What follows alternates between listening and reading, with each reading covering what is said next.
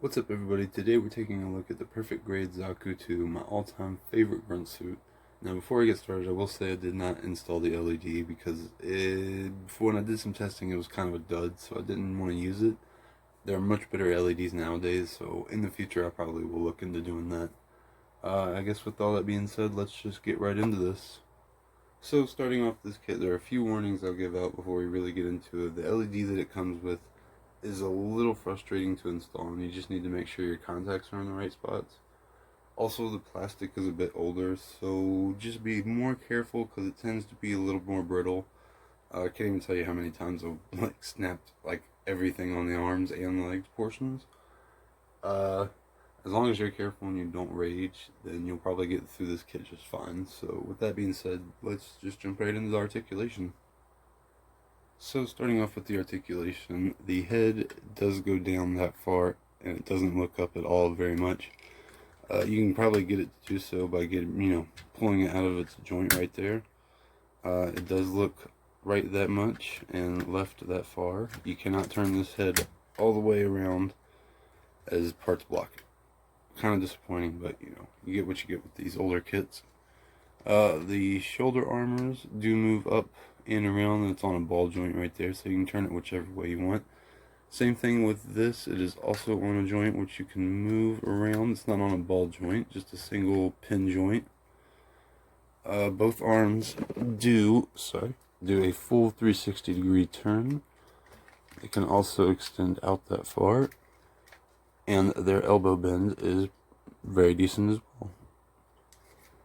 Now, what the great thing with most of these older perfect grade kits is the hands are fully articulated joints in each one. So you can pretty much get whatever pose you want out of them. It's great. I hate when the perfect grade kits do not have this. It kind of seems pointless when you're paying this much money to get, more features. Moving on, the waist, kind of non-existent at this point. You can't really do anything. You can turn that much. That's about it. You can't move up or down or anything like that.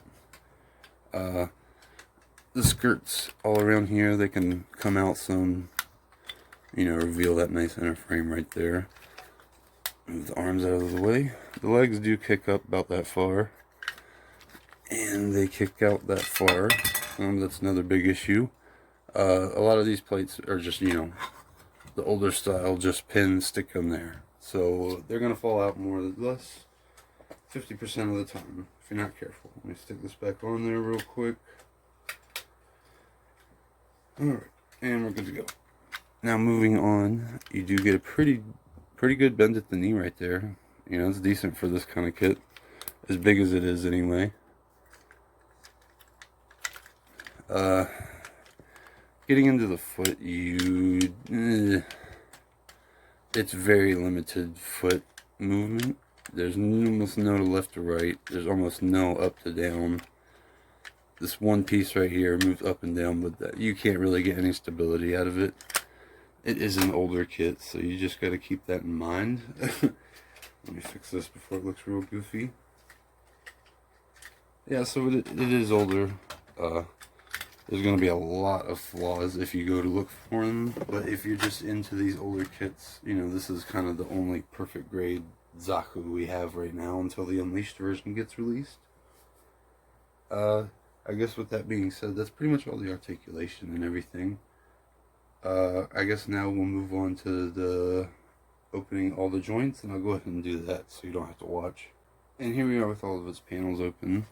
You can get a nice close-up look. You can see the cockpit area that you can switch over from left to right. Let me get it to adjust. Don't know if you can see down in there very well, but it is open. You can see his little brain function right there. And the kneecaps do have a really nice shiny joints in there that show off. Now, like I said, there's not a whole lot of detail because this is an older kit. Now moving on to the back portion. There's not a whole lot that really opens up in the back anyway. You do get the lower part of the legs. They do open up down there to really reveal the thrusters and the back parts. And the backpack opens up as well to reveal the rockets. Uh, that's about it as far as articulation and everything that actually opens up. Accidentally closed that bit on the front there. So yeah, it's a, decent little articulation wise. It's more of a statue than anything if you're gonna buy this one, especially the older one. I definitely recommend detailing it up. I haven't panel lined this or put any of the stickers, decals, anything on it. I wanted to save it till I painted it at least. I just haven't decided on a color yet, honestly. I'm thinking more or less I'm probably gonna convert it into, ooh, got that on camera. I think with all that being said, actually, I'm just gonna move right into the accessories portion. So getting into accessories, there's not much that comes with this kit, which is the most disappointing part. First thing we have is the standard Zaku machine gun. The mold on this is pretty nice for an older kit, as I always say. You get more out of it when you paint it and stuff. You also get the perfect grade bullets to go inside of it, so if you wanted to snip those and use them for something else, you can also do that. The next thing we have is the Heat Hawk.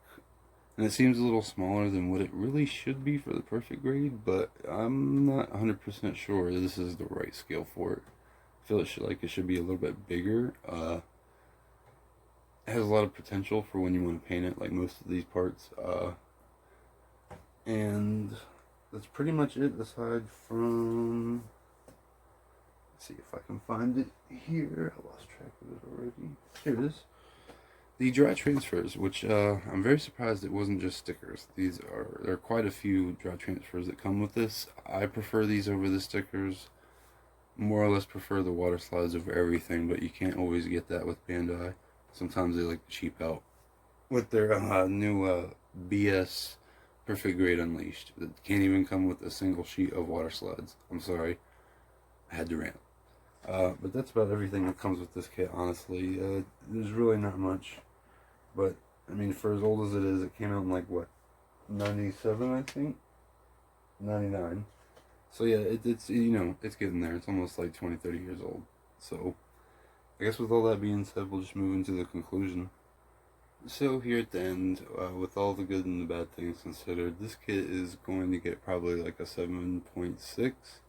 It's a great kit, however, the articulation from the waist down is lacking, and there are a few nasty seam lines to clean up, as well as the age of it is definitely something to consider, especially with the brittle parts and, just the lack of detail overall sometimes.